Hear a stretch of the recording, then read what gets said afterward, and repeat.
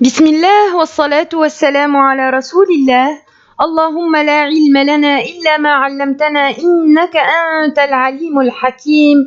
اللهم اشرح لي صدري ويسر لي أمري واحلل عقدة من لساني يفقه قولي. أبنائي طلاب الصف الثاني، السلام عليكم ورحمة الله وبركاته.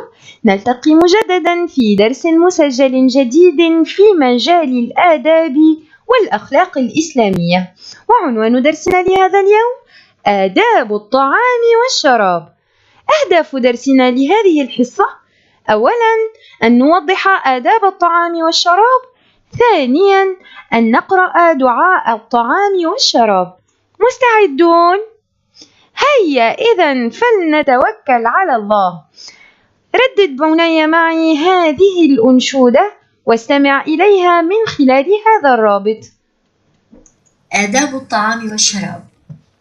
إني أبدأ بسم الله قبل الأكل وقبل الشرب، آكل بيميني بهدوء محترما من يجلس جنبي، لا أزعج غيري بحديثي أو أشغل نفسي باللعب، وأنا آكل ما يكفيني حتى لا أشكو من تعبي، لكن لما أنهي أكلي لا أنسى أن أشكر ربي.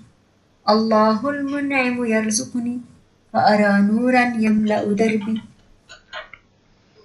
هيا بنا بني نحدد مع بعضنا آداب الطعام والشراب.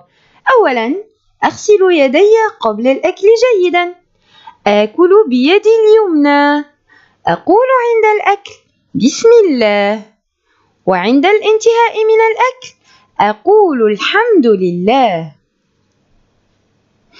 نمر الآن إلى الهدف الثاني، وهو أن نقرأ دعاء الطعام والشراب.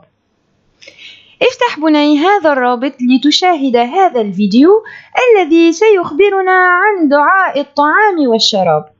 الدعاء قبل الطعام قولنا: اللهم بارك لنا فيما رزقتنا وقنا عذاب النار. وبعد أن أنهي الطعام أقول: الحمد لله الذي أطعمني هذا ورزقنيه من غير حول مني ولا قوة. هيا ردد معي مجددا بني. قبل الأكل أقول: اللهم بارك لنا فيما رزقتنا وقنا عذاب النار.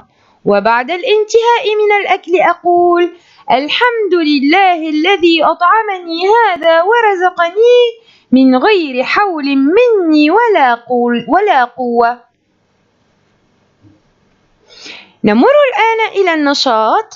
افتح بني الكتاب المدرسي على الصفحة 73. المطلوب هو أن نملأ الفراغ بالكلمة المناسبة. بسم الله، الحمد لله. عند بدء الطعام أقول: أحسنت، بسم الله. وعند الانتهاء من الطعام أقول: الحمد لله، بارك الله فيك يا بني.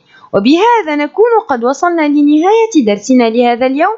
لا تنسى حل الواجب وإرساله. وفي الأخير ما بقي لي إلا أن أستودعكم الله الذي لا تضيع ودائعه، والسلام عليكم ورحمة الله وبركاته.